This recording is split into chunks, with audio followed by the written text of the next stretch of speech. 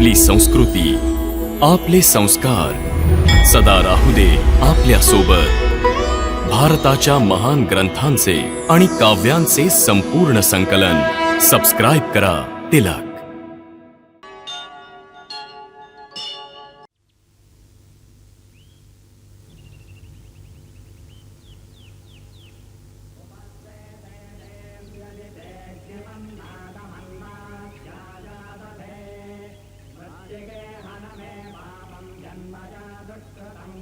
श्रीमान, महर्षींना निरोप द्या की महाराज दशरथांचा पुत्र राम सीता आणि लक्ष्मणासहित त्यांच्या दर्शनाची आज्ञा मागत आहे. हो.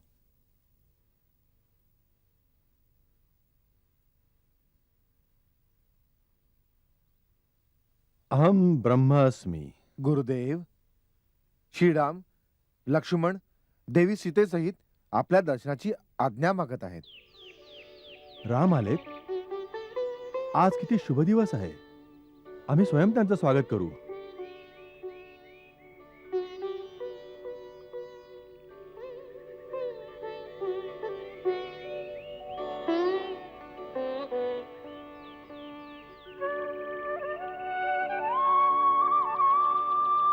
राम, अत्रींच्या आश्रमात तुझं स्वागत आहे. आयुष्यमान भव. सौभाग्यवती भव.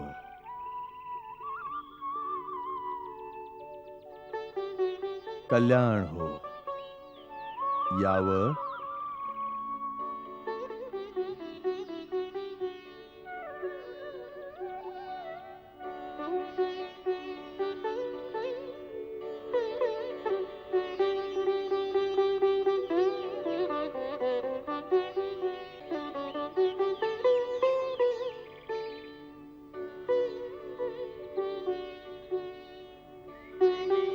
राम, या देवी अनुसूया आहेत.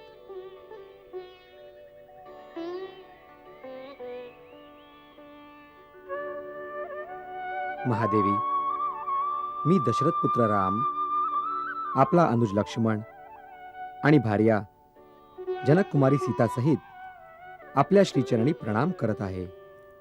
आयुष्यमान भव.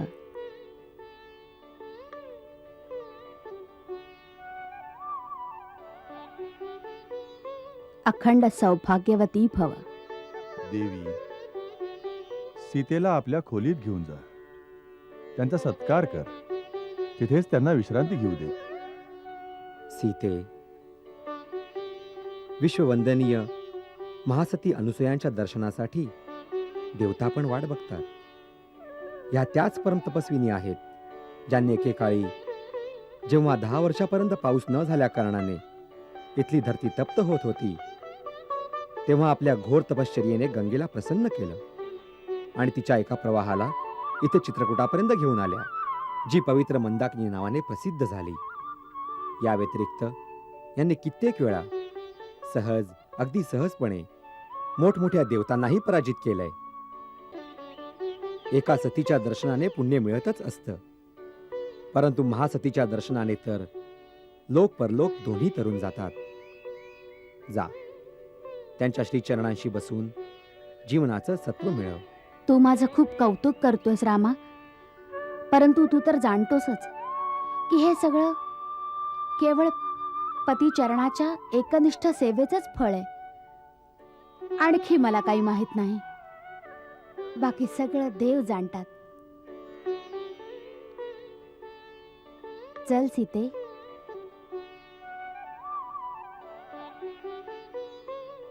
यावं.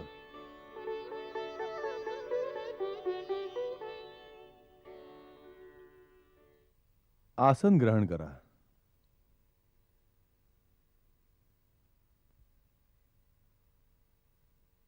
राम, आम्हाला खूप दिवसापासून तुझी प्रतीक्षा होती. तुझ्या चित्रकूटावरती आगमनाची गोष्ट ऐकली तेव्हा आम्ही याच आशेवर होतो की तू या आश्रमात अवश्य येशील. आज तुझ्या येण्यानं हा आश्रम धन्य झाला. ही तर आपली उदारता आहे भगवान, जो तुम्ही आपल्या सेवकाचा मान वाढवित आहात. मला तर यापूर्वीच आपल्या दर्शनाला यायला हवं होतं. या उशिराकरता क्षमा करावी. आज आम्ही या पावन चरणाशी बसून धन्य झालो. राम, संपूर्ण प्रभुता मिळवूनही तू इतका विनम्र आहेस, ज्यामुळे तू समस्त प्राण्यांचं मन मोहून टाकतोस. नगरस्थो वनस्थो वा शुभो वा यदि वा शुभः यासांग स्त्रीणां प्रियो भरता तासांग लोका मोहोदया तुहुशीला कामव्रतो वा धनैर्व परिवर्जितः त्रीणांग आर्य स्वभावनां परमं देवतं पतिः.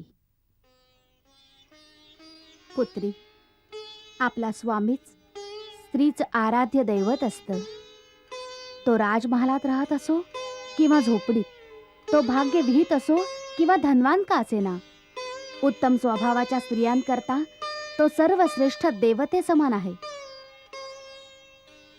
आता जी तुझ्या पतीने माझ्या शक्तीची इतकी प्रशंसा केली, त्यासाठी मी आणखी काहीच नाही केलं. केवळ मन, वचन आणि तनाने आपल्या पतीची एकनिष्ठ सेवा केली आहे. स्त्रीनं केवळ इतकं जरी केलं तरी मोठे मोठे देवता तिच्यासमोर नतमस्तक होतात. देवता कित्येक प्रकारे नारीची परीक्षा करत असतात, कित्येक प्रकारची प्रलोभनं पण देतात. परंतु जी स्त्री आपल्या धर्ममार्गावर कायम असते, तिला फक्त देवताच काय, साऱ्या सृष्टीचं विधान तिच्या आज्ञेच्या अधीन होऊन जातं. मी आपल्या जीवनात हाच अनुभव घेतलाय. पतीपेक्षा मोठा हितकारी, मित्र आणि बंधू आणखी कोणीही नसतो. तोच नारीला दोन्ही लोकात सुख देण्यासाठी समर्थ असतो. सीते, मला हे ऐकून खूप प्रसन्नता वाटली की तू आपल्या बंधू बांधवांना सोडून, राजमहालाचं सुख त्यागून वनात जाणाऱ्या आपल्या पतीचं अनुकरण करत आहेस. सुखात तर सगळेच साथ देतात, परंतु विपत्तीमध्ये जी साथ देईल तीच खरी अर्धांगिनी आहे. सीते, मित्र आणि नारीची खरी परीक्षा आपत्काळातच होते.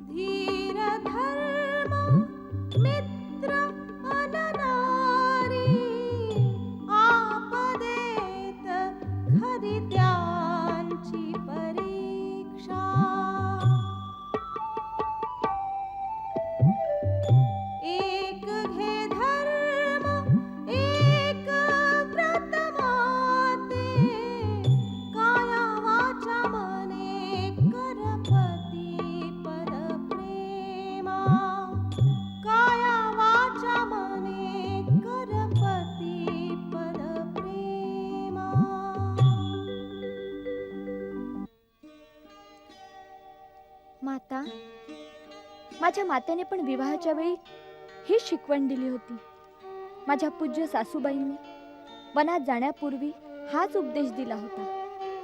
आता मला आशीर्वाद द्यावा की मी आपण सांगितलेल्या आशीर्वादाचं पालन करू शकेन.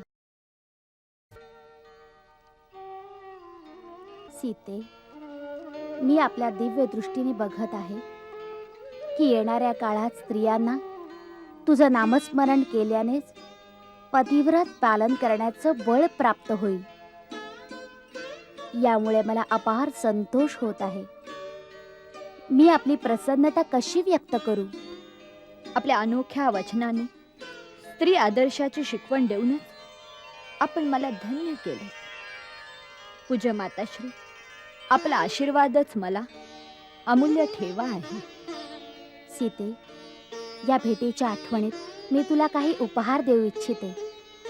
माझ्याकडे दिव्य आभूषण, अंगरख, अंगलेपन आणि पवित्र परिधान आहेत, जे मला देवतांनी उपहार स्वरूपात दिले होते. ते मी तुला देते.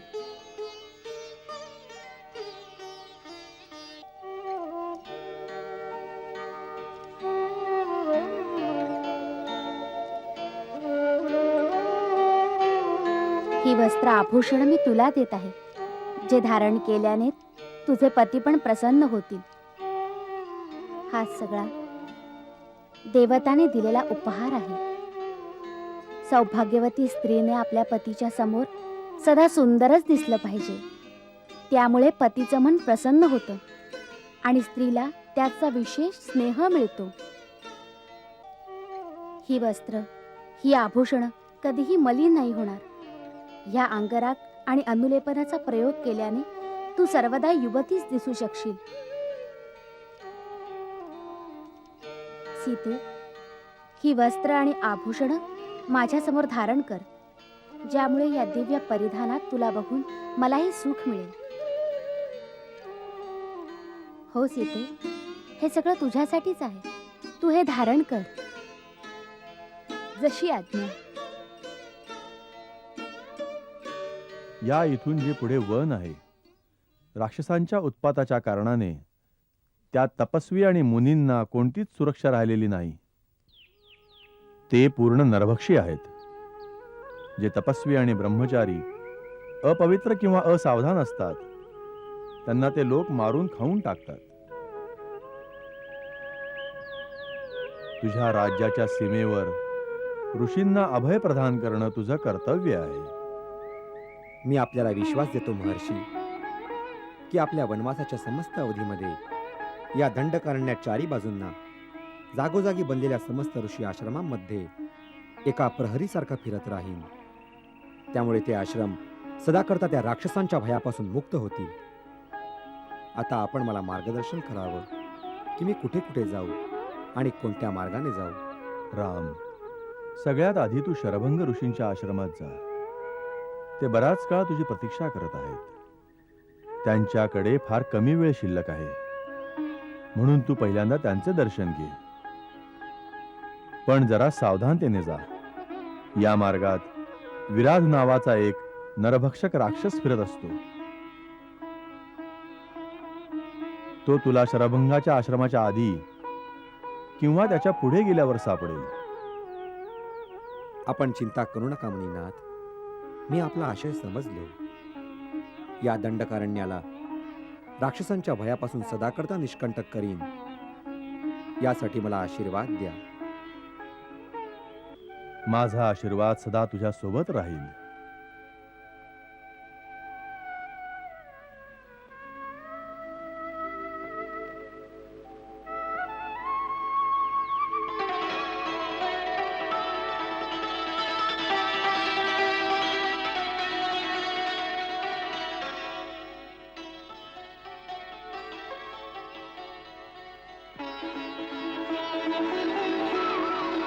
माता अनुसूयेने इतके सगळे आभूषण दिले, त्यांनी ऐकलंच नाही. मातेकडे घरी आल्यावर मुलीची काही दिल्याशिवाय पाठवणी करणं अपशकून असतो. ही रत्न आभूषणांपेक्षाही श्रेष्ठ जो नारी धर्माचा उपदेश आपल्याकडून प्राप्त झाला, किती महान आणि पवित्र उपहार आहे.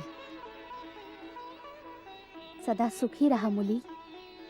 सीते, तू खूपच भाग्यशाली आहेस.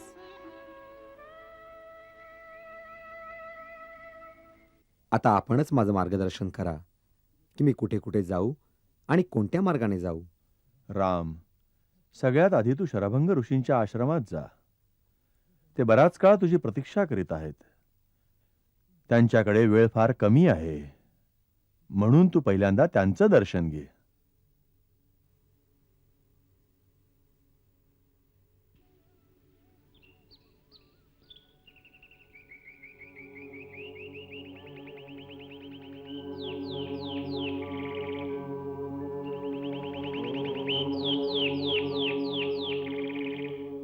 लक्ष्मणा, हाच शरभंग ऋषींचा आश्रम आहे.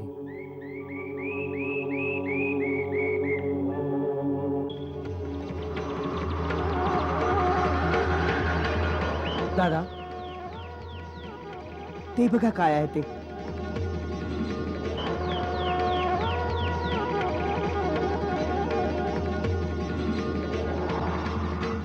देव लोकातून कोणी देवता शरभंग ऋषींना भेटायला आले.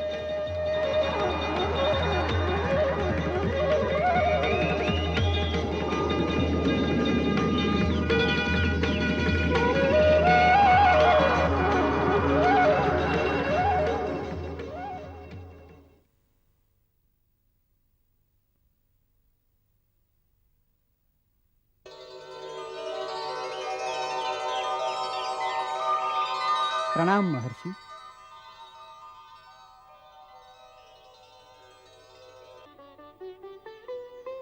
शुभ आगमनासाठी धन्यवाद देवराजेंद्र. महात्मन, आम्ही सदा करता आपल्याला आमच्या लोकात घेऊन जायला आलोय. सदेह जाणं मोठी गोष्ट नाही, परंतु आम्हाला आत्ता इच्छा नाही. जेव्हा आमची इच्छा होईल तेव्हा आम्ही स्वतः तिथे जाऊ.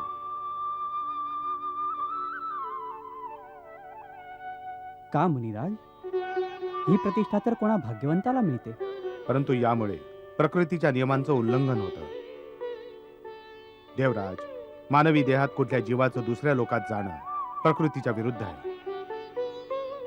तरीही आपल्या तपस्येच्या द्वारे कोणीही प्रकृतीवर विजय प्राप्त करेल, तरीही त्याने अकारणही आपल्या तपोबलाचं प्रदर्शन करायला नको. त्यामुळे त्याच्यात गर्व उत्पन्न होतो. त्यामुळे त्या लोकात त्याचं शीघ्र पतन होतं. म्हणूनच आम्ही स्वतःच्या इच्छेनं या देहाचा त्याग करू. त्याचीही वेळ आली आहे मुनिश्रेष्ठ. मला जाणीव आहे, पण यावेळी आमच्या आश्रमात एका विशेष अतिथीचं पदार्पण झालंय. त्याचा स्वागत सत्कार केल्याशिवाय जाणं आमच्यासाठी उचित नाही होणार. जशी आपली इच्छा.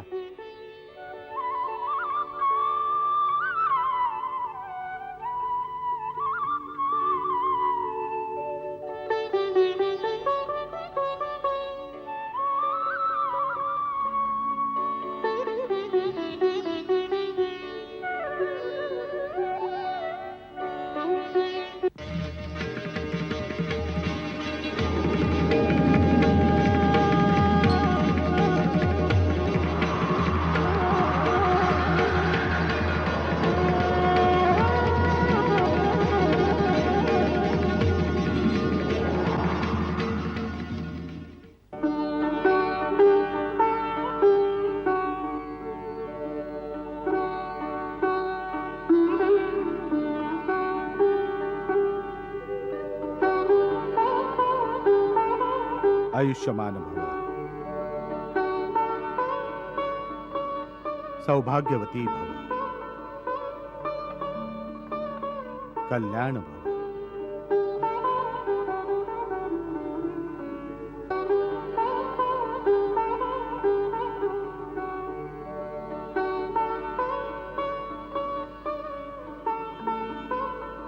आलास राम, तुझं स्वागत असो. महर्षी यात्रींनी तुला सत्य सांगितलं होतं. आम्ही तुझी प्रतीक्षा करत होतो. या धर्तीवरची आमची वेळ संपली आहे. म्हणून देव राजेंद्र आम्हाला सदेह आपल्या लोकात घेऊन जायला आले होते. मी आपला वार्तालाप ऐकला आहे मुनीश्वर. देवतांचा राजा इंद्राच्या निमंत्रणाला ठोकर मारून तुम्ही हे सिद्ध केलं आहे की जेव्हा मानव पूर्ण कर्मयोगी आणि स्वार्थरहित होतो, तेव्हा त्याचं स्थान देवतांपेक्षाही श्रेष्ठ ठरतं. मानव जर आपला धर्म आणि मानवी कर्तव्य पूर्ण करेल, तर त्याला देवतांच्या मागे फिरण्याची काहीच आवश्यकता नाही राहत. देवता स्वतः त्याच्या मागे पुढे हात बांधून फिरत राहतील. स्वार्थापासून मुक्त कोणी आहे का राघवेंद्र? माझाही स्वार्थ होता. मी दिव्य दृष्टीने बघत होतो. महर्षी यात्रींना भेटून तू आमच्याजवळ येतोयस. तुझ्या दर्शनाच्या लालसेपुढे आम्ही इंद्राच्या निमंत्रणाला तुच्छ मानलं. आज तुझं दर्शन मिळाल्याने आमचं कित्येक जन्माचं पुण्य सफल झालं पुरुषोत्तम. भगवान, आपण माझ्या पित्यासमान पूज्य आहात आणि प्रत्येक पिता आपल्या पुत्राच्या स्नेहात असाच भावुक होत असतो.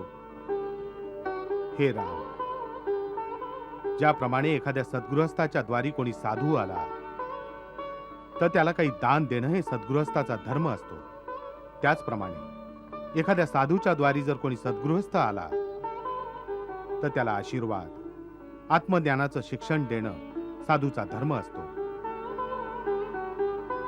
किंबहुना तू तर स्वतः ज्ञानाचं भंडार आहेस राम. आम्ही तुला काय शिक्षण देणार? आपल्या तपोबलाने आम्ही काही दिव्य लोकांची सिद्धी प्राप्त केली आहे. आज देहत्यागाने पूर्ण आपली ती सारी सिद्धी आम्ही तुला प्रदान करू इच्छितो.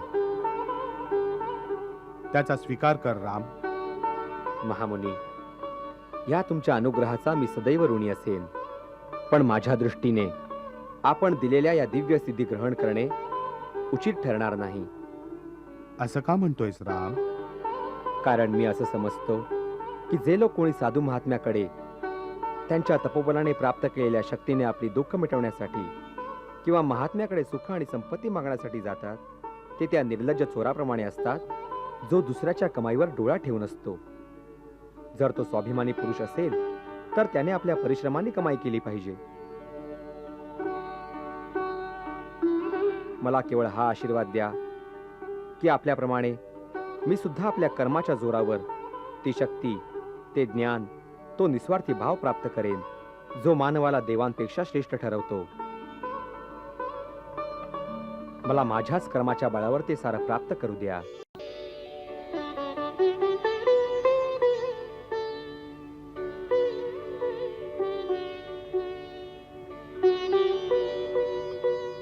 अतिसुंदर. तू तुझ्या मर्यादेला शोभेल असंच बोललास राम. तू आपल्या मानवी जीवनात आपल्या कर्मानी आणि पराक्रमाने मानवी इतिहासात मर्यादेचा आदर्श प्रस्थापित करशील, हाच माझा आशीर्वाद आहे. राम, माझा अंतिम प्रणाम स्वीकार कर आणि मला अनंत पथावर जाण्याची आज्ञा दे.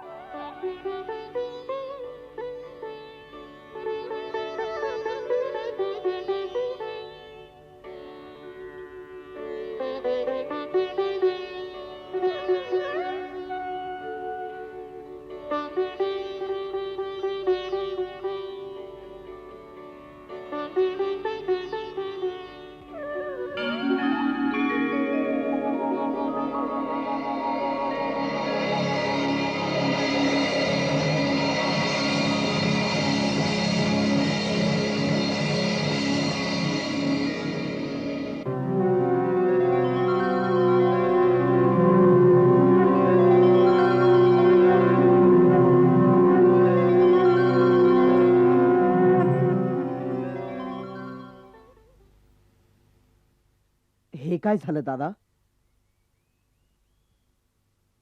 मुनिवर शरभंग आपल्या योग अग्नीमध्ये आपलं पार्थिव शरीर आणि समस्त संस्कारांना भस्म करून एका अविनाशी पथावर गेले आहेत.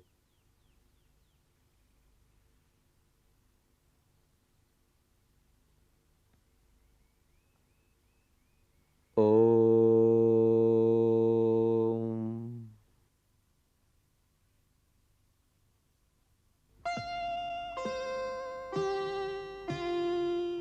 राम लक्ष्मण सीता भ्रमति अरण्या. राम लक्ष्मण सीता भ्रमति अरण्या. फिरति करत मुनिजनास धन्य. फिरति करत मुनिजनास धन्य. राम लक्ष्मण सीता भ्रमति अरण्या. राम लक्ष्मण सीता भ्रमति अरण्या. पाहुन वाढे भक्ति अनन्य. पाहुन वाढे भक्ति अनन्य. राम लक्ष्मण सीता भ्रमति अरण्या. राम लक्ष्मण सीता भ्रमति अरण्या.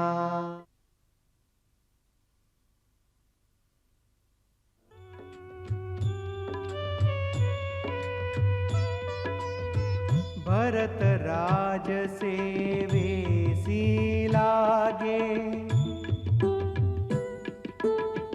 दीप पेटवून उर्मिला जागे. उभी खिडकीशी कौसल्या राहे. सुत येण्याची वाट ती पाहे. वाट तयाची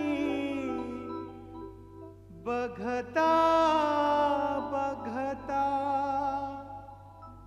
सरली 10 वर्षे.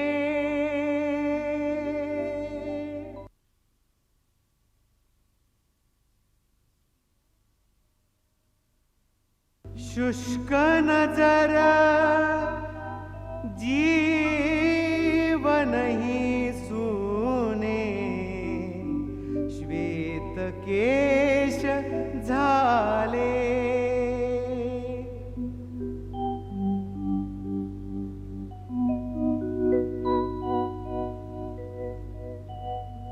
तिथे राम कर्तव्य पथावर चालत राही निरंतर. कर्मवीरा नसे काही, हर्ष विषादी अंतर.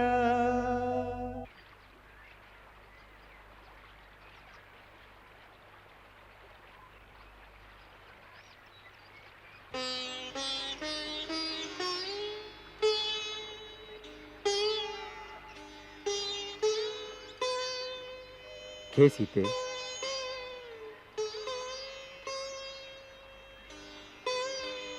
घे लक्ष्मणा, बस.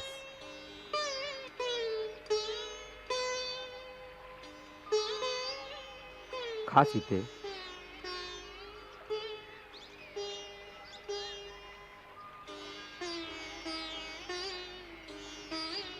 दादा, हा लक्ष्मणा, वनात आपल्याला फिरता फिरता 10 वर्ष लोटली. इतक्या वर्षात आपण कितीतरी संत महात्म्यांना भेटलो. त्या सगळ्यांची तर नावही लक्षात नाहीत. लक्ष्मणा, फक्त नावांची सूची लक्षात ठेवून काय फायदा? नाव तर फक्त बाह्य ओळखीसाठी असतं. त्यांच्या आंतरिक गुणांनाच लक्षात ठेवलं पाहिजे. हे सिद्ध पुरुष जे बाह्य जगापासून दूर या दुर्गम स्थानामध्ये बसून साधना करत आहेत, हे जे नगर आणि वस्त्यांमध्ये आपल्या शक्तीचं प्रदर्शन करत नाहीत, ते फार दुर्लभ लोक आहेत. यांच्या तर केवळ दर्शनानेच लाभ होतो. केवळ दर्शनाने काय लाभ होतो? सीते, ज्याप्रमाणे उन्हात फक्त बसल्याने सूर्याची उष्णता आपल्या शरीरात प्रवेश करते, त्याप्रमाणे त्यांच्या निकट बसल्याने त्यांचं आत्मज्ञान, त्यांच्या शक्ती, त्यांच्या भावनांचा सूक्ष्म प्रकाश आपल्या सूक्ष्म शरीरात प्रवेश करतो. ते काही न बोलताच खूप काही देतात. तपोवनाच्या ज्या भागात आता आपण प्रवेश करत आहोत, तिथे एकापेक्षा एक महान ऋषी असतील. जर त्यांच्या सत्संगाचा पूर्ण लाभ घ्यायचा असेल तर आपल्या मनाची आणि बुद्धीची खिडक्या दारं उघडून त्यांच्या चरणांशी बसायला हवं.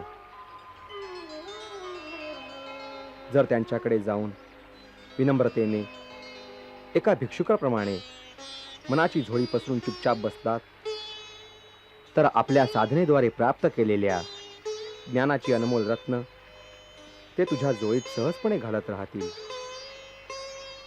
लक्ष्मणा, जीवनात असे क्षण फार भाग्याने मिळतात. अन्यथा अशा महान विभूतींचं दर्शन फार दुर्लभ आहे. सगळ्यात मोठी शक्ती मनाची आहे, परंतु मन एका चंचल घोड्याप्रमाणे कधीही स्थिर राहत नाही. योगाद्वारे चित्रवृत्तींचा विरोध करून जो मनाला काबूत ठेवतो, त्याचं मन सर्वव्यापी आत्म्यांच्या अधीन असल्यामुळे तो संसाराच्या समस्त शक्तींवर अधिकार प्रस्थापित करतो. राम, आपल्या कर्माच्या चांगल्या अथवा वाईट गोष्टींना प्रत्येक वेळी प्रत्येक क्षणी ओळखत राहिलं पाहिजे. आपल्या कर्माला ओळखण्यासाठी मनुष्याकडे एकच कसोटी आहे. त्याने असा विचार करावा की जर तो आज मरण पावला तर माझं हे कर्म कोणत्या गणतीत जाईल. म्हणून जर का काही चूक झाली तर तिला ताबडतोब सुधारलं पाहिजे. असा विचार करू नये की आजची चूक उद्या सुधारेल. कधी कधी काळ उद्यापर्यंत थांबत नाही. धर्माच्या मार्गावर चालण्यासाठी ज्ञानाचा प्रकाश आवश्यक आहे. जर ज्ञानाचा प्रकाश नसेल तर अंधकारपूर्ण मार्गावर धर्म एका आंधळ्याप्रमाणे भटकू शकतो. जिथे जीवन आहे तिथेच मृत्यू आहे. जिथे मंगल आहे तिथेच अमंगलही बरोबर उभं असतं. केवळ सुख पकडायला जाशील तर त्याच्या छायेत दुःखही बरोबर उभं असलेलं पाहशील. म्हणजेच जो सुख आणि दुःख दोन्हीपासून विरक्त होऊन आत्म्यामध्ये विलीन होतो त्यालाच शाश्वत आनंदाची प्राप्ती होते. त्यालाच मुक्ती म्हणतात. जसं पावसाचं पाणी सर्व झाडाझुडपांवर एक समान पडत असतं, परंतु कोणाला लाल फुलं येतात तर कोणाला पिवळी पानं येतात, त्याचप्रमाणे एकाच विद्येचा भिन्न भिन्न प्राणीमात्रांवर त्यांचे संस्कार आणि अनुभवानुसार भिन्न भिन्न प्रभाव पडत असतो. दगडावर लिहिलेली अक्षरं कधीच पुसली नाही जात, परंतु पाण्यावर लिहिलेलं एक क्षणभरही नाही राहत. मनातला क्रोध आणि शत्रुत्वाला तेवढाच वेळ ठेवलं पाहिजे जेवढा वेळ पाण्यावर लिहिलेलं राहू शकतं. श्रीराम, धनाव्यतिरिक्तही तू काहीही देऊ शकतोस. एक गोड शब्द, एक प्रेमाने भरलेला हास्य, त्याचं मोल तर धनापेक्षाही जास्त असतं. प्रत्येक प्राणी देवाचा अवतार आहे, परंतु तो आपल्याच मायाजालामध्ये फसून आपल्या स्वतःलाच नाही ओळखत. या मायाजालातून प्राणी कसा मुक्त होऊ शकतो मुनिराज? स्वतःला ओळखून, आपल्या भवस्वरूपाला ओळखून स्वतःच स्वतःला फसवतो आणि स्वतःच मुक्तीचा मार्ग विचारत फिरतो. हीच तर मायापतीची माया आहे.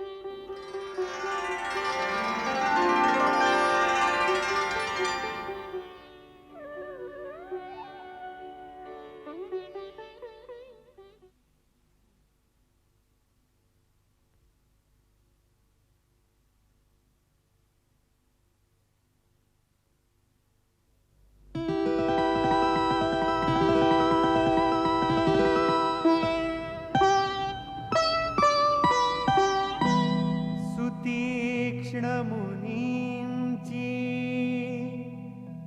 भक्ती न्यारी,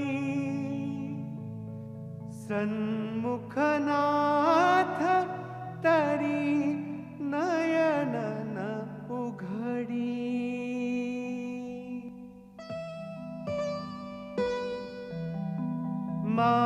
मायापतीची पाहुन माया, विकल नयन उघडी मुनिराया.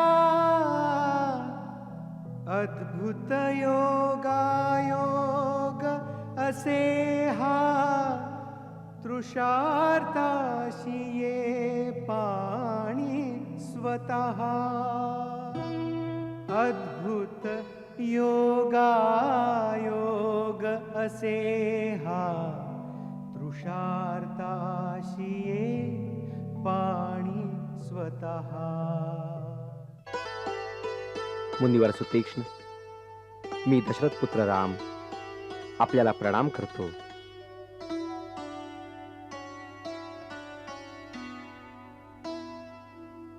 भगवन, आपण स्वतः चालून आपल्या भक्ताजवळ आला आहात. कधीपासून ज्या श्री चरणांना हृदय पटलावर बसवून वाट पाहत होतो, आज त्यांना साक्षात प्रणाम करण्याचा अवसर आपण मला दिलात.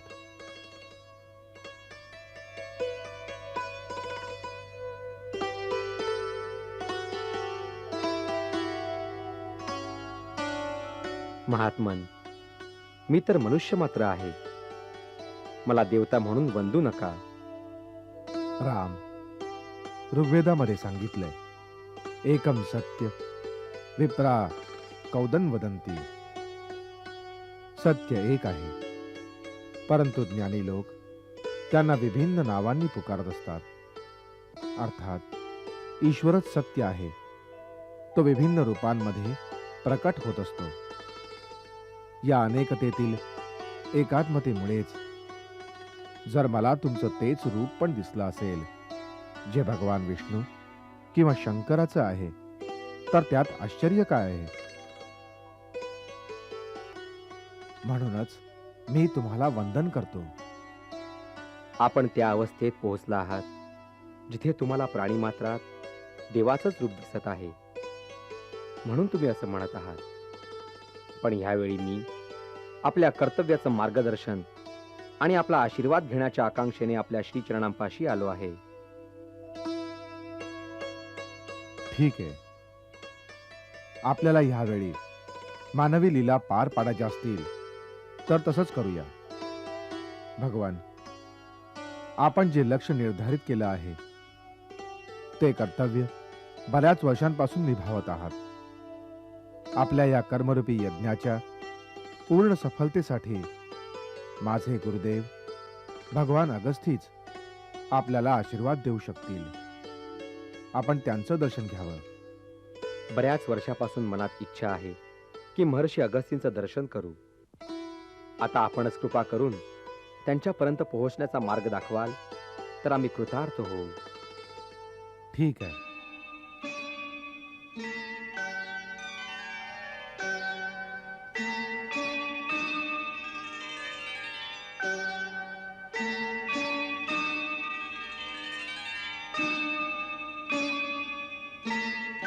अवश्य. गुरुदेवांनी मला आपल्याला घेऊन येण्याची आज्ञा केली आहे. चला, आपल्या कृपेने मलाही गुरुचरणांचं दर्शन परत प्राप्त होईल. चला व प्रभू.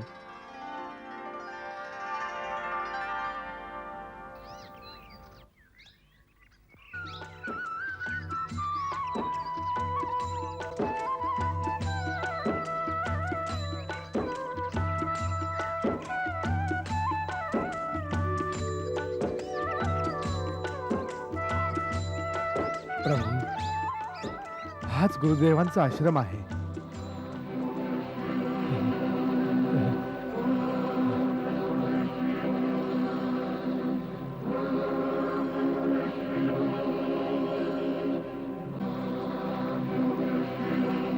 दादा, ते बघा, तो कसला प्रकाश आहे? हो ना, हे तेज कसलं? सीते, हे महर्षी अगस्तींचं आध्यात्मिक तेजपुंज आहे.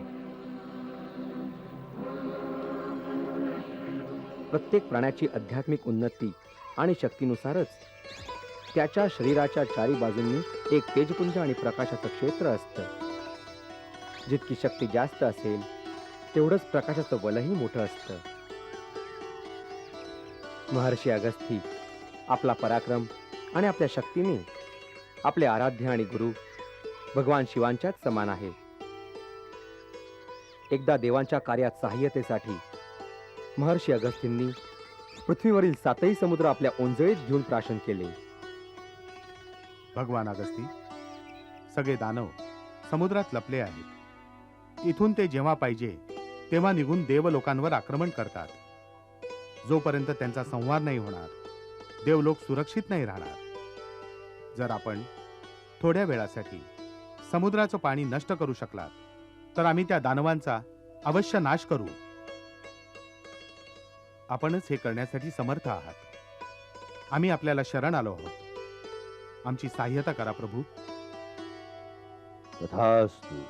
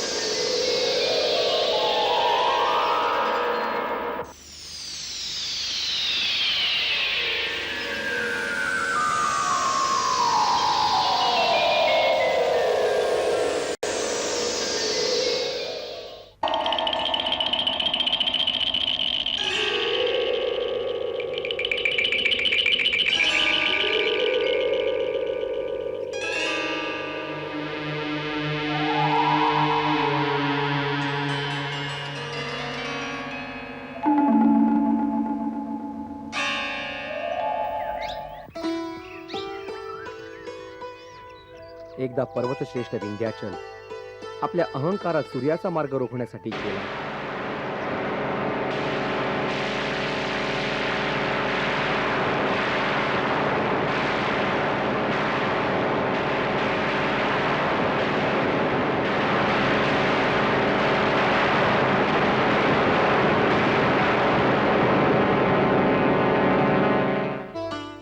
तेव्हा महर्षी अगस्त्यांनी आपल्या चरणांनी त्याला दाबून त्याच्या उदंडतेला रोखलं होतं. तेव्हापासून तो निरंतर त्यांच्या आदेशाचं पालन करत आहे. ह्याच कारणासाठी त्यांना अगस्ती म्हणतात. अगम पर्वतम स्तंभ्यती इति अगस्त्य. जो अग म्हणजेच पर्वताला स्तंभित करतो तोच अगस्त्य आहे. असं? हो. एकदा भगवान शंकरांचा विवाह बघण्यासाठी जेव्हा सगळ्या शक्ती आणि समस्त जीवराशी उत्तरेला गेल्या तेव्हा असं म्हणतात की भूमीचं संतुलन बिघडलं. तेव्हा भगवान शंकराच्या सांगण्यावरून महर्षी अगस्त्य विंध्याचल पार करून दक्षिणेला आले. तेव्हा एकट्या त्यांच्या शक्तीच्या प्रभावामुळे भूमीचं संतुलन परत ठीक झालं. म्हणून असं म्हटलं जातं की जर उत्तर भागाचं समस्त आध्यात्मिक बल आणि ज्ञान एका पारड्यात ठेवलं आणि दुसऱ्या पारड्यात एकटे महर्षी अगस्त्य बसले तर दक्षिणेचं पारडं भारी होईल. स्वतः भगवान शंकरांनी महामुनी अगस्त्यांना परमसुंदर तामिळ भाषेचं शिक्षण दिलं.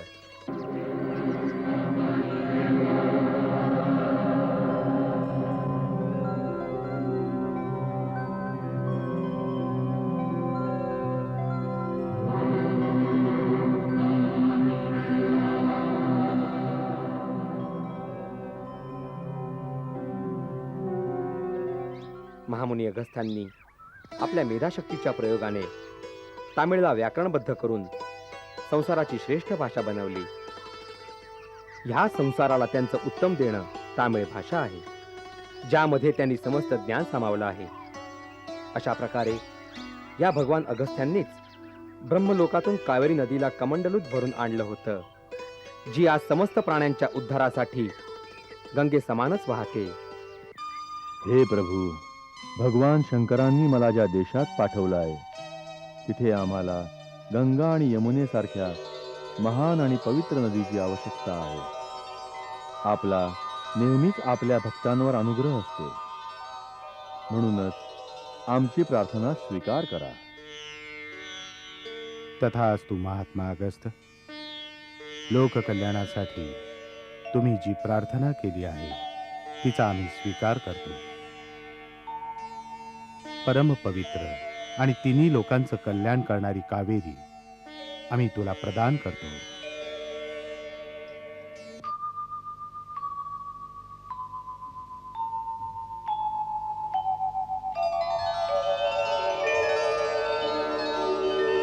प्रणाम पितामह. काय आज्ञा आहे? कावेरी पुत्री, आम्ही तुला महर्षी अगस्त्यांना प्रदान करतो.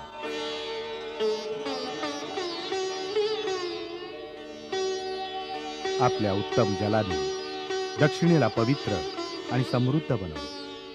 जिथे जिथे जाशील तुझी निर्मल धारा वाही. तो प्रदेश तिन्ही काळात सदा हिरवागार आणि समृद्ध राहील. हा आमचा आशीर्वाद आहे. माते, आपण माझ्या कमंडलूत विराजमान व्हा, जेणेकरून मी आपल्याला धर्तीवर घेऊन जाऊ शकेन.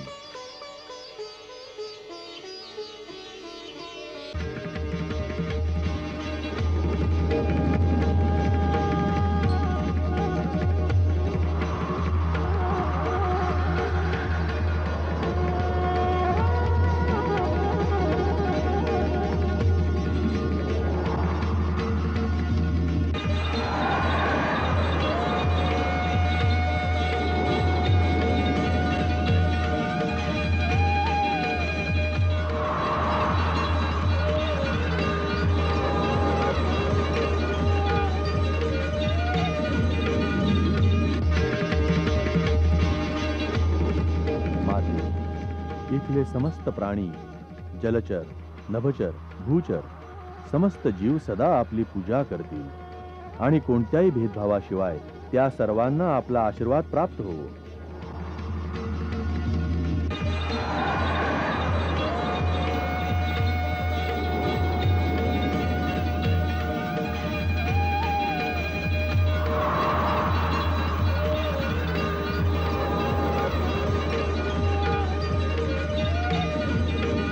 आमच्या गुरुदेवांच्या आश्रमात कोणी खोटं बोलणारा, क्रूर, ठग अथवा पापी माणूस जिवंतच राहू शकत नाही. त्यांच्याकडे धर्माची आराधना करण्यासाठी कित्येक देवता, यक्ष, नाग आणि पक्षी राहतात आणि महर्षींकडून आध्यात्मिक मार्गदर्शन प्राप्त करतात. दादा, अशा महान आत्म्यांचे दर्शन तर अनंत जन्मांच्या पुण्यानेच मिळत असेल. अवश्य, तू सत्य बोललास लक्ष्मणा. सुतीक्ष्णजी, बोला. गुरुवरांच्या श्रीचरणांशी निवेदन करण्याची कृपा करा की आम्हा तिघांना त्यांच्या दर्शनाची आज्ञा असावी. अवश्य.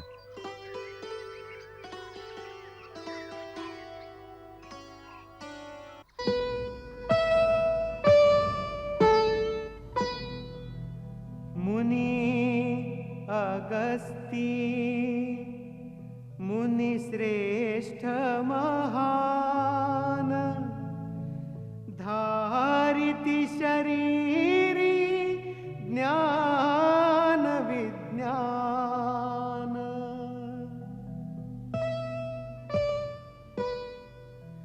विनय प्रणाम परस्परे करीती आशिष घेती आशिष देती तिघास घेऊन आश्रमी निघाले गुरु गंभीरपणे.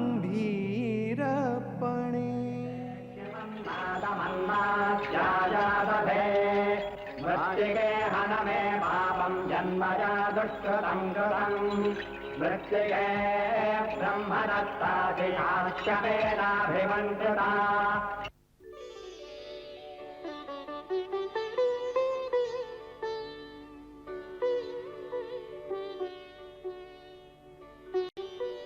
आज आर्यावर्ताचा सूर्य अगस्ती आश्रमात उगवला. आमची चिरकालापासूनची अभिलाषा आज पूर्ण झाली. हे मुनेंद्र, वनवास कालात महामुनी भारद्वाज, महर्षी वाल्मिकी, अत्रि मुनी, सती शिरोमणी देवी अनुसूया, सिद्ध जितेंद्रिय शरभंग आदी अनेक मनस्वी, तपस्वी, महान विभूतींच्या सत्संगात व्यतीत केलेला काळ जन्मजन्मांतराच्या पुण्याने प्राप्त झाला आहे. त्यात महात्मा सुतीक्ष्णांच्या सहयोगाने आपलं दर्शन म्हणजे तर साक्षात सर्वेश्वर महादेवाचा साक्षात्कार होण्यासमान आहे. आपल्या सेवकाचं नेहमी महत्व वाढवणं हे चांगल्या स्वामींचा गुण आहे. हे राम, तू तर हे रहस्य जाणतोसच की स्वयं भगवान शंकर सुद्धा ज्यांच्या नावाचा सदा जप करतात त्यांच्याच कृपेने एका तुच्छ प्राण्याला सुद्धा भक्ती, शक्ती, ज्ञान सर्व काही प्राप्त होऊ शकतं. हा विनय भावच आपली शोभा आहे. अन्यथा आपलं महात्म्य, आपली महिमा तर देवतांपेक्षा श्रेष्ठ आहे. आपल्या सूर्यतुल्य तेजस्वितेमुळे समुद्राचं शोषण करणारे तेजोमय तपस्वी आहात आपण. हे दीर्घायू महात्मन, आपल्या सिद्धीसमोर नतमस्तक होऊन देवता, गंधर्व, सिद्ध, यती आपली उपासना करून धन्य होतात. आज आपल्या चरणांपाशी बसून आम्हा तिघांचा जन्म सफल झाला. हे दुर्लभ पुण्य आम्हाला आमच्या वनाच्या अंतिम चरणातच सुलभ झालं आहे. जेव्हा तुझी दंडक वनात येण्याची बातमी मिळाली होती तेव्हा हृदयात एक आशा जागी झाली होती की या आश्रमातही तुझं आगमन होईल आणि आम्ही तुझ्या दर्शनाने आपल्या नेत्रांना कृतार्थ करू. आज ती आशा फळाला आली. तू 10 वर्षापर्यंत दंडकारण्यातील ऋषींच्या रक्षेचा भार सांभाळला. आता तुझ्या वनवासातील जो थोडा वेळ बाकी राहिला आहे तो तू आमच्या आश्रमात राहून व्यतीत कर. हा आश्रम राक्षसांच्या आतंकापासून मुक्त आहे. इथे येऊन हिंसक पशुही आपली हिंसा विसरून जातात. तुला आपल्या तपस्येत आणि साधनेत इथल्या वातावरणाची सहाय्यता मिळेल. हा आपला विशेष अनुग्रह आहे मुनिराज. आपल्या श्रीचरणांच्या छायेत राहून आध्यात्मिक लाभ प्राप्त करू आणि शांतता मिळवू, ह्यापेक्षा अधिक सौभाग्य अजून ते काय. परंतु आपण तर माझं उद्दिष्ट जाणता. मी दंडकारण्याला राक्षस आणि आसुरी शक्तींनी होणाऱ्या अत्याचारापासून मुक्त करण्याची प्रतिज्ञा केली. म्हणून मी स्वतःला ह्या परमसुखापासून वंचित नाही करू शकत. तू बरोबर बोलतोयस राम. मी बघतोय की तुझं कार्य आणि देवतांचं उद्दिष्ट अजून पूर्ण झालेलं नाही, आणि हेच उचित आहे. ह्या दंडकवनावर तुझेच पूर्वज महाराज दंडक राज्य करत होते. नरभक्षी राक्षसांनी त्या हऱ्याभऱ्या देशाचं उजाड रान केलंय. म्हणूनच आम्ही तुला कर्तव्यापासून विन्मुख नाही करणार. नाथ, मला असं एखादं स्थान सांगण्याची कृपा करा जिथे मी एखाद्या प्रहाऱ्याप्रमाणे राक्षसांच्या येण्याची वाट रोखू शकेन. असं स्थान पंचवटी आहे. पवित्र गोदावरीच्या किनारी हे स्थान फार सुरम्य आहे. तू तिथेच वास कर, ज्याच्या पुढे जनस्थानात राक्षसांनी आपली प्रमुख छावणी बनवली आहे. तू तिथून आपल्या साऱ्या साम्राज्याच्या सीमेचं रक्षण करू शकतोस.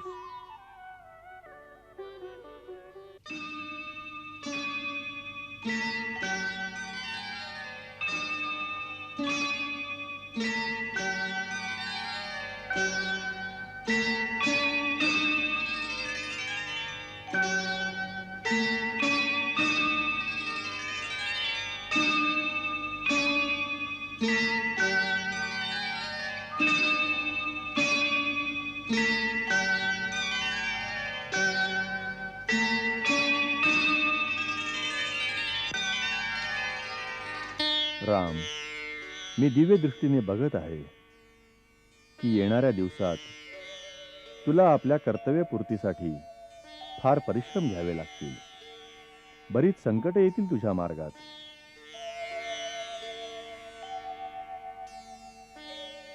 तुला महर्षी विश्वामित्रांनी जी दिव्य अस्त्र प्रदान केली होती त्याचं मला ज्ञान आहे.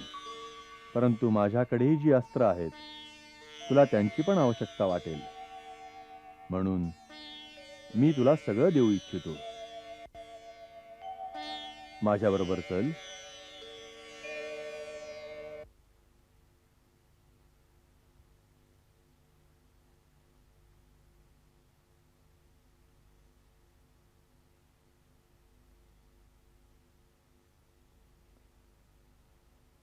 हे महान धनुष्य शत्रूच्या कोणत्याही शस्त्रांनी नाही तुटू शकणार. हे विश्वकर्म्याने स्वतः विष्णूसाठी बनविले होते. पुढे जाऊन महापराक्रमी आणि अत्यंत मायावी राक्षस वीरूशी तुला टक्कर घ्यावी लागेल. म्हणून तू हे धनुष्य स्वीकार कर.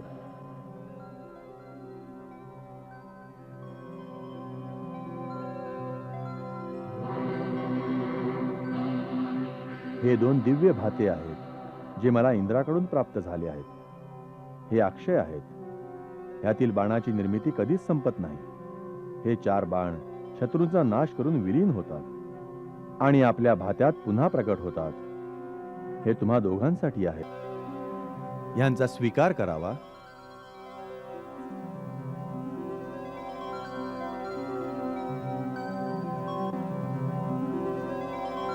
ही एक दिव्य शक्ती आहे ज्यामध्ये त्रिलोकाला विजयी करण्याचे सामर्थ्य आहे. लक्ष्मण, तू याला धारण कर. राक्षसांचा नाश करण्यासाठी ही तुझी सहायता करेल.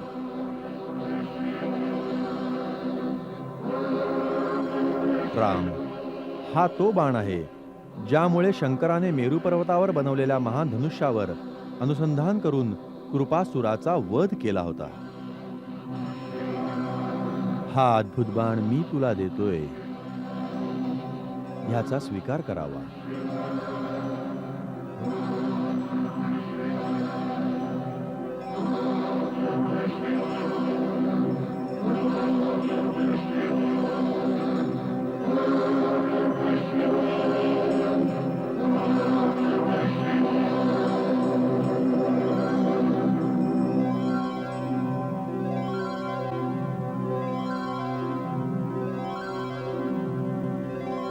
ह्या दिव्य शस्त्रांमधील समस्त शक्ती आजपासून तुमच्या आज्ञेत राहून तुमच्या आज्ञेचं पालन करतील. प्रभू, आपल्या या विशेष कृपेमुळे आम्ही धन्य झालो आहोत. राम, तू सर्वदा विजयी होशील. तिन्ही काळ आणि समस्त जनतेमध्ये तुझी जयगाथा गायली जाईल. देवताही तुझ्या समोर नतमस्तक होतील. हे कर्मवीर, मीही तुला वंदन करतो.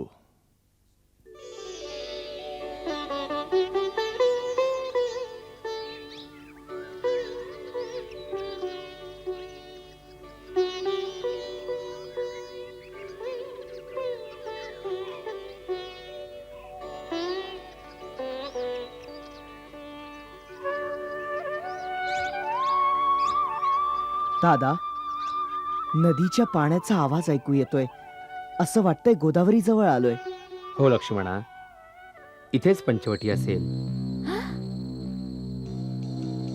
ते पहा, काय आहे ते?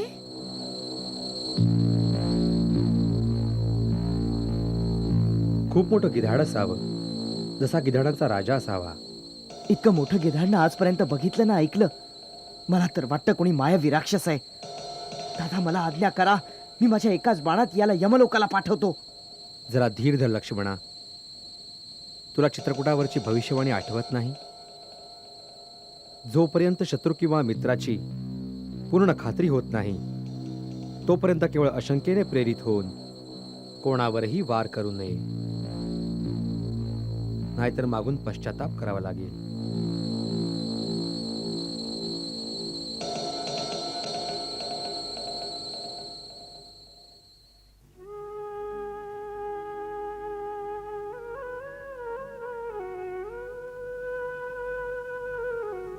मी एक शुभाकुवंशी महाराज दशरथपुत्र राम, माझी भार्या आणि माझ्या अनुजसहित आपल्याला प्रणाम करतो.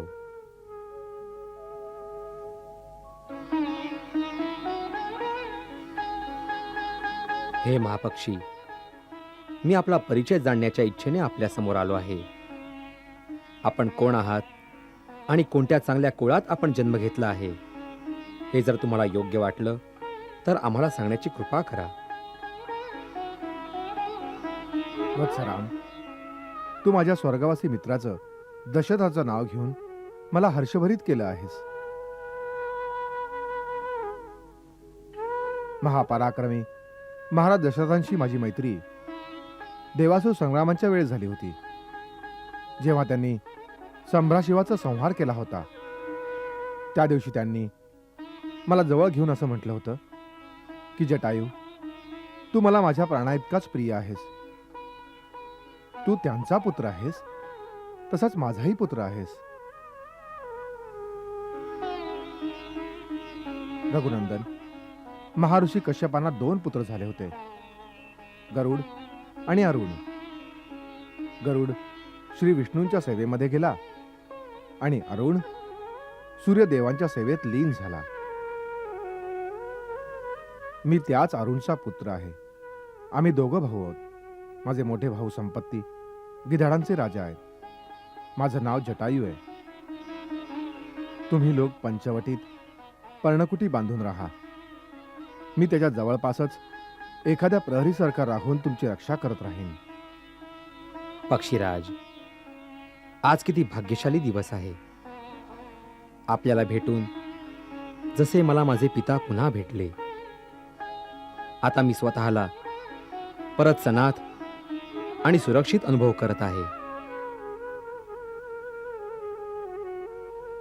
लक्ष्मणा, इथेच आपली पर्णकुटी बनव. हो वत्सा, तिथे नदीच्या किनारी ते स्थान सर्वात उत्तम आहे.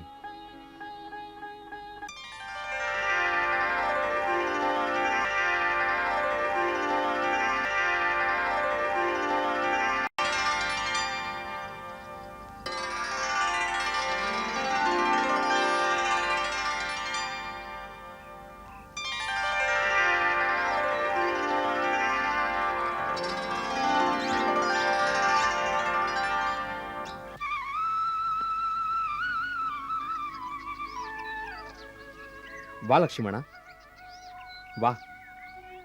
बघितलं सीते, आपल्या दिराच्या लक्ष्मणाच्या कार्यकुशलतेला. विश्वकर्मा मोठी मोठी घर निर्माण करू शकतात, पण राजमहालापेक्षा श्रेष्ठ पर्णकुटी बघता बघता निर्माण करणं फक्त लक्ष्मणाचंच काम आहे. इथे तर विश्वकर्म्यालाही हार मानावी लागेल. आपलं प्रोत्साहनच मला नेहमी प्रेरणा देतं दादा. मी तर तुमचा सेवक आहे. तू माझ्यासाठी काय आहेस हे सांगण्यासाठी शब्द नाही आहेत माझ्याकडे. वनवासात जर तू माझ्याबरोबर नसतास तर मी एकट्याने काय केलं असतं. तुझ्या सेवा आणि सहयोगाने असं भासतच नाही की मी वनवास भोगत आहे. तू माझा भाऊ नाहीस, आज्ञाधारक पुत्राप्रमाणे सेवा करणारा आणि पित्याप्रमाणे प्रतिपालन करणारा पण आहेस. दादा, माझा हा जन्म तुमच्या चरणांशी समर्पित करण्यासाठीच झाला आहे. वहिनी, एकदा नीटपणे निरीक्षण करून सांगा बरं, काही कमी तर राहिली नाही ना? ते तर मी बघतेच आहे भाऊजी. कल्पनेपेक्षाही अधिक सुंदर आहे या पवित्र कुटीचा कोपरा आणि कोपरा. तुम्ही माझं स्वप्न साकार केलं भाऊजी.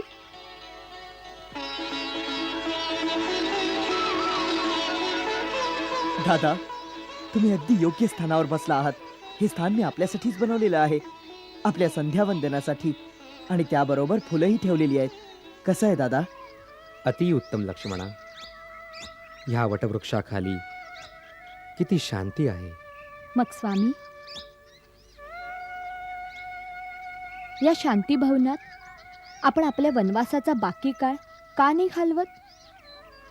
अयोध्येचा त्याग करून वनात भटकून भटकून 12 वर्षापेक्षा अधिक काळ व्यतीत झाला. अयोध्या. सीते, तू किती पवित्र नाव घेतलंस. अयोध्येचं नाव स्मरताच जन्मभूमीच्या मातीचा ओला सुगंध रोमारोमात सामावतो, आणि त्याबरोबरच येते माता कौशल्याची आठवण. आपल्याला तर कधी कधीच आठवण होते, पण माताजींच्या दुःखाचा अनुमान आपण नाही करू शकत.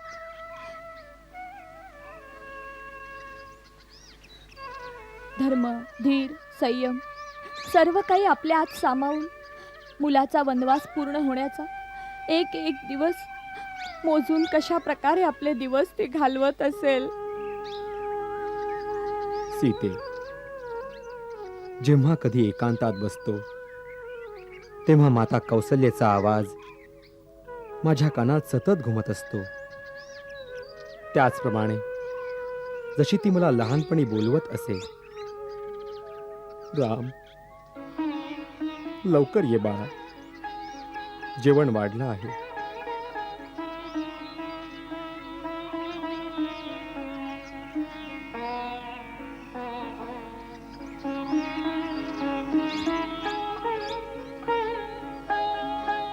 कधी कधी असं वाटतं की माता आपल्या महालाच्या खिडकीत उभी राहून माझी वाट पाहत आहे. धीर धर माते, हो धीर धर. आता थोडाच वेळ राहिला आहे माझ्या परत येण्याला. मी येतोय माते, मी येतोय माते, मी येतोय, मी येतोय माते, माते मी येतोय माते, मी येतोय.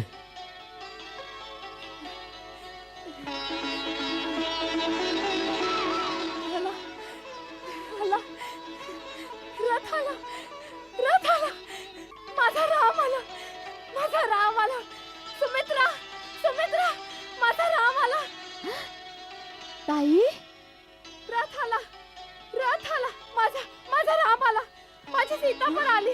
रथ आला, माझा राम आला, रथ आला, रथ आला, रथ आला, माझा माझा राम आला. ताई, ताई, आई, ताई, असं काय करताय? अहो, असं काय करताय तुम्ही? काय झालंय तरी? ताई, हे तुम्ही काय बोलताय? सुमित्रा, सुमित्रा, राम आलाय. 14 वर्ष संपलीत. बघ, बघ लक्ष्मण पण आलाय. आता रथ महालात येईल. आता रथ महालात येईल. नाही ताई नाही, तुम्हाला भ्रम झालाय. 14 वर्ष नाही संपलीत. अजून तर 1 वर्ष बाकी आहे. 1 वर्ष बाकी आहे.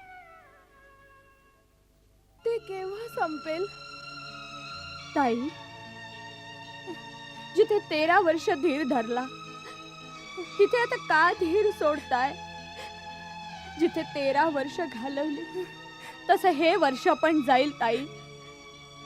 नाही सुमित्रा, 13 वर्ष घालवणं सोपं होतं, पण हे 1 वर्ष घालवणं सोपं नाहीये.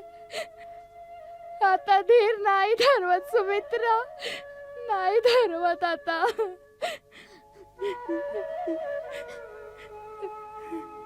सुमित्रा, काय ताई?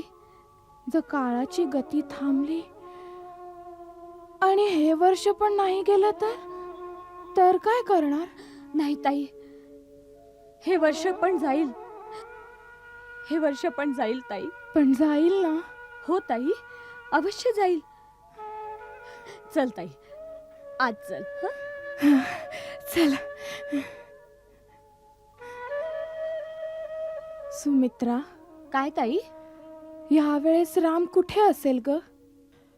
तो पण इथे येण्याची तयारी करत असेल ना? हो ताई हो, येण्यासाठी निघतच असेल. ते आपली आठवण काढत असतील, आपल्या सगळ्यांची आठवण काढत असतील.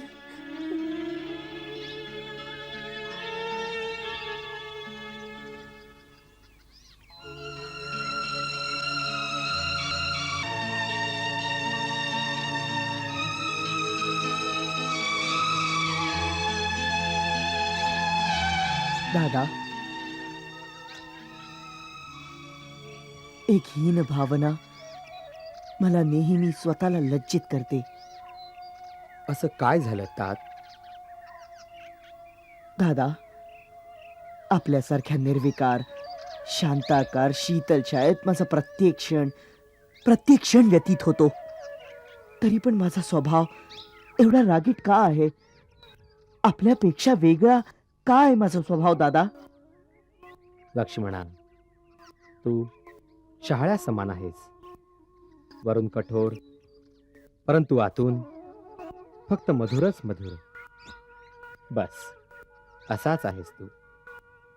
दादा, यापूर्वी तुम्हीच माझ्या रागीट स्वभावावरून माझी किती वेळा तरी निंदा केली होती, परंतु आता मला बालकाप्रमाणे समजावता आहात. जीवनात अनेक वेळा माझ्या रक्तातला राग उफाळून आलाय.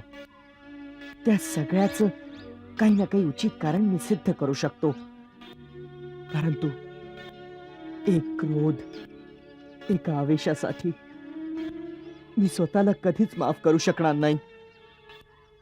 ते कोणत्या?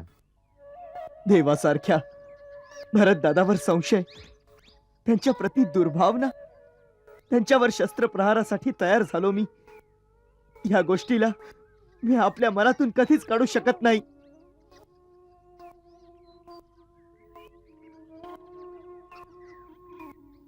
चूक भूल, संभ्रमित अवस्थेत भटकणं मानवाचा नैसर्गिक स्वभावधर्म आहे लक्ष्मणा.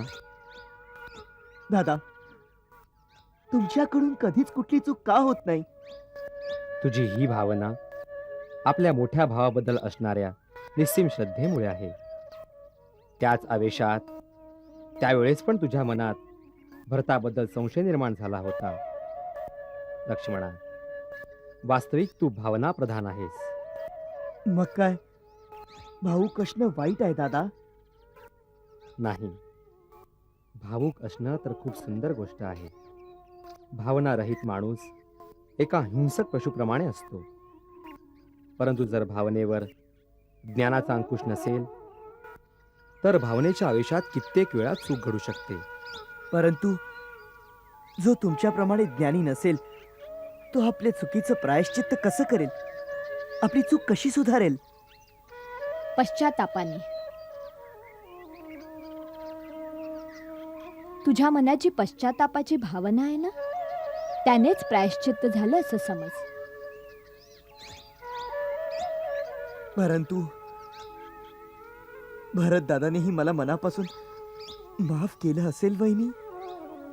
क्षमेचा प्रश्न तर तेव्हा येईल जेव्हा त्याने तुला अपराधी मानलं असेल. भरताला तू अजूनपर्यंत पूर्णपणे ओळखलं नाहीस लक्ष्मणा. भरत दादांचे गुण तर अनंत आहेत दादा. त्यानं फक्त तोच ओळखू शकतो जो सागराच्या लाटा मोजू शकतो. सागराच्या लहरींपेक्षा अनंत आहेत भुकेच्या लहरी भाऊजी. जर वनातून लाकडं कापून आणली नाहीस तर तुझी वहिनी स्वयंपाक कसा करेल? चूक झाली बहिणी. तुम्ही स्वयंपाकघरात चला, मी आत्ता लाकडं घेऊन येतो.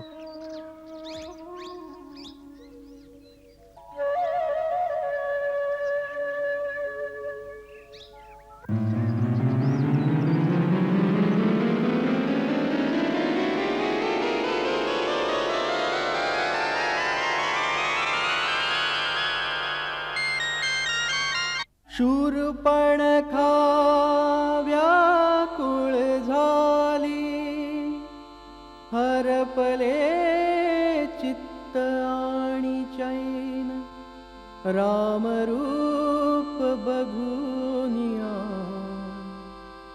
दीपले तिचे नयन. कामातुर लोलुप नारी, जाहली अंध अविचारी, जाहली अंध अविचारी, कामातुर लोलुप नारी. पसरवू लागे निज माया, इच्छाकृत रूप धराया, इच्छाकृत रूप धराया, पसरवू लागे निज माया.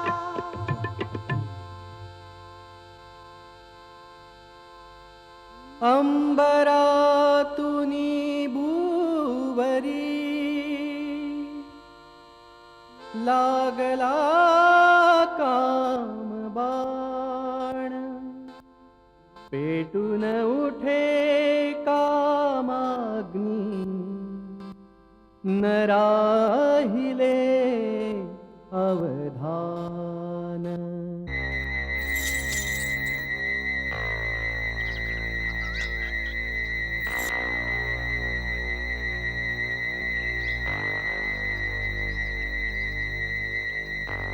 नमस्कार देवी.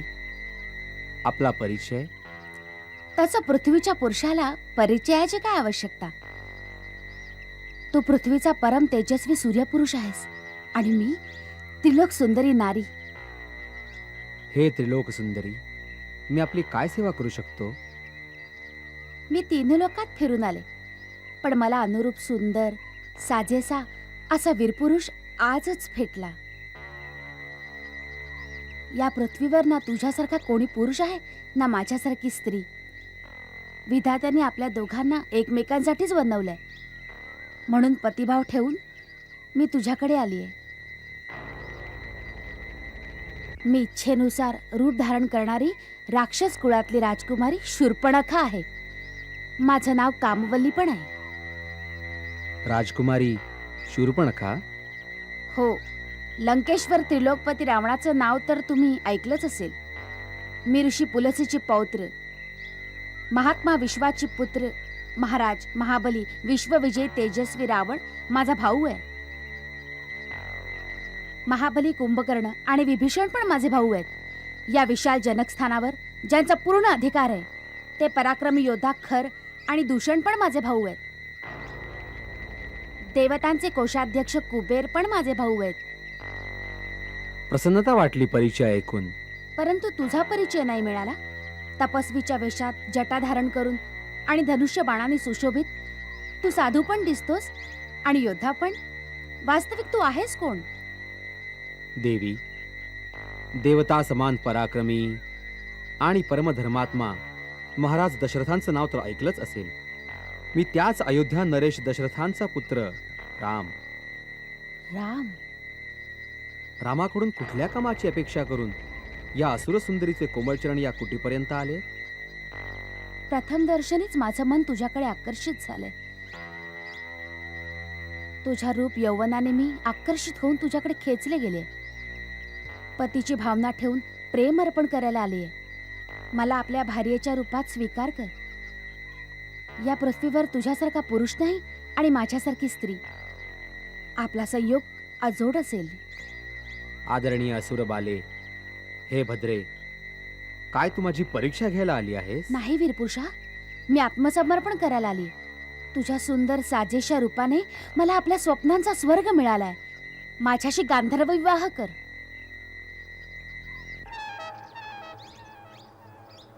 मी विवाहित आहे. ही माझी परिणिता धर्मपत्नी सीता.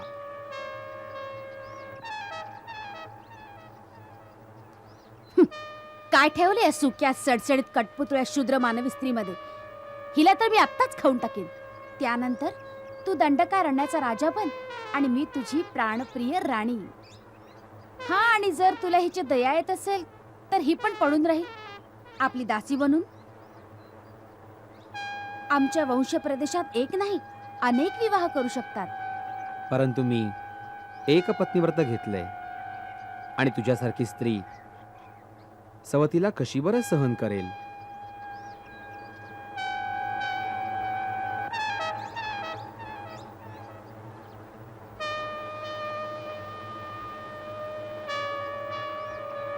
वहिनी, मी वनातून तुमच्या स्वयंपाकासाठी सुकी लाकडं घेऊन आलोय.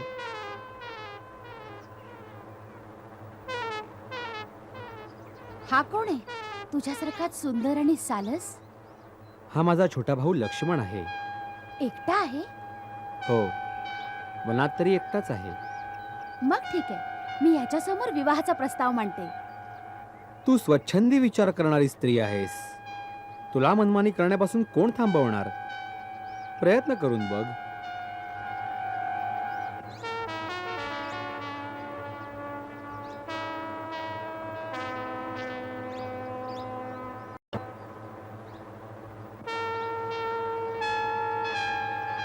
काय हो लक्ष्मण, एकटेच आहात?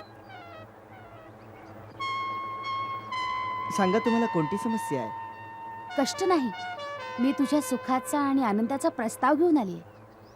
आता तर आपण दादाकडे काहीतरी याचना करत होतात. त्या अभाग्याने माझ्या बोलण्याचा रोखच नाही ओळखला. म्हणतो मी विवाहित आहे. जाऊ दे त्याला.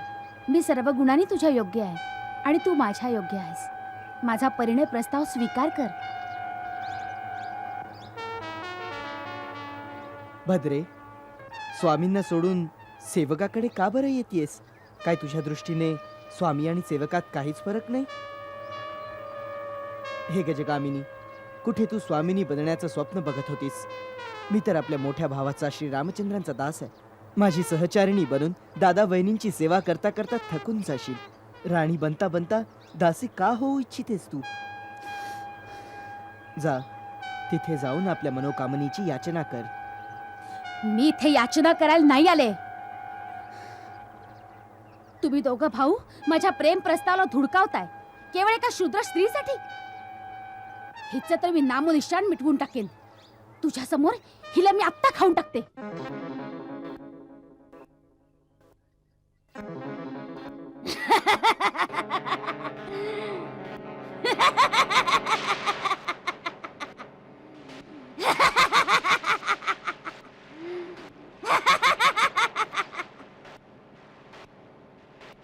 लक्ष्मणा, तुझ्या या कच्च्या काकडीला मी आत्ता खाऊन टाकते.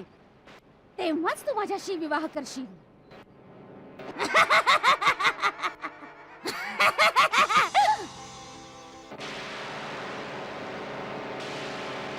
कापलं कापलं माझं नाक.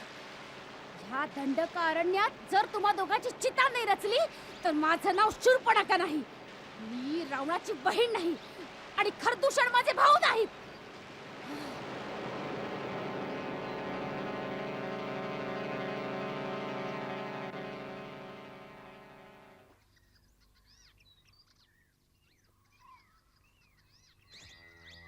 बिचारी अबला. भला म्हणा दादा. तरी पण चांगलं नाही झालं. वाईट काय झालं? स्त्री होती. दुराचारिणी दुष्ट होती. महर्षी विश्वामित्रांनी सुद्धा तारकावध आदेशाच्या वेळेस हेच सांगितलं होतं. अशा दुष्ट नारीचा वध करण्यात काहीच दोष नाही. आपण तर तिचं फक्त नाक कापलंय. एक लज्जाहीन बाई जेव्हा कामातूर होते तेव्हा तिच्यासारखं भयानक कोणीही नसतं. ती तिरस्काराने आपला आणि दुसऱ्यांचा सर्वनाश करू शकते.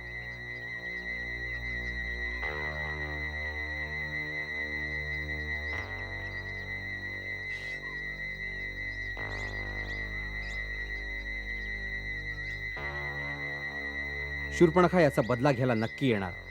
आपल्याला सावध राहायला हवं. हो दादा,